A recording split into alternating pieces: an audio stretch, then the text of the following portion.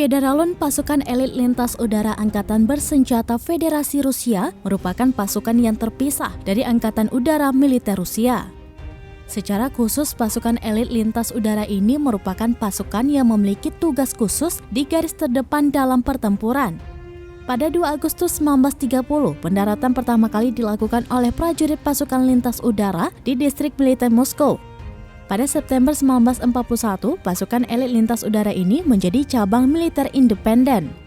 Pasukan elit ini bersama dengan pasukan Chechnya menjadi yang terdepan dalam memulihkan ketertiban konstitusional di bekas Republik Soviet.